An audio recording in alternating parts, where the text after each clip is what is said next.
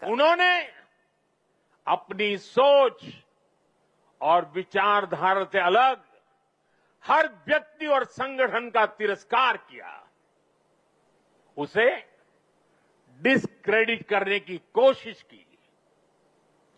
देश में राजनैतिक छुआछूत को एक कल्चर बना दिया गया था।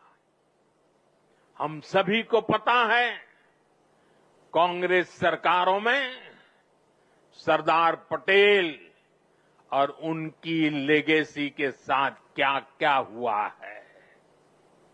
इन लोगों ने बाबा साहब आंबेडकर के साथ जीते जी और उनके जाने के बाद भी क्या किया,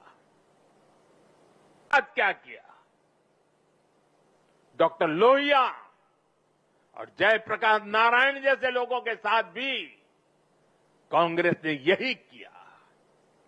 इस साल राष्ट्रीय स्वयंसेवक संघ के आरएसएस के 100 वर्ष पूरे हुए हैं।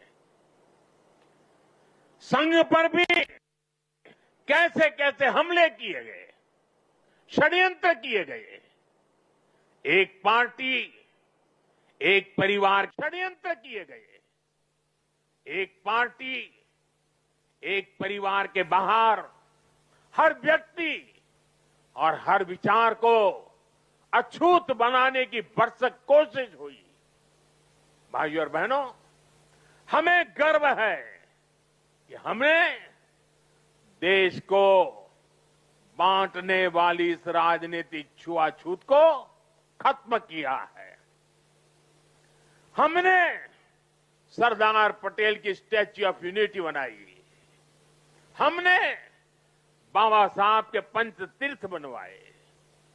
दिल्ली में बाबा साहब का घर, उनका महापरिनिर्वाण स्थल कांग्रेस के दौर में उपेक्षा की वजह से दुर्दशा का शिकार था। हमने उस पवित्र स्थल को ऐतिहासिक मेमोरियल में बदला है। कांग्रेस के समय में सिर्फ एक पूर्व प्रधानमंत्री के नाम पर म्यूजियम था। हमने देश के अब जितने भी पीएम हुए हैं, उन सब के योगदान को समर्पित राजनीतिक छुआछूत से ऊपर उठ करके पीएम म्यूजियम बनाया है। हमने कर्पूरी ठाकुर जैसे जननायक को भारत रत्न दिया। पूरे जीवन कांग्रेस को समर्पित रहने वाले प्रणब दा को हमने भारत रत्न दिया और विरोधी विचार वाले मुलायम सिंह यादव जी जैसे नेता को भी हमने पद्म पुरस्कार से सम्मानित किया। इन फैसलों के पीछे सोच यही थी कि राजनैतिक मतभेदों से ऊपर उठकर देश के लिए एकजुट होने की भावना मजबूत हो।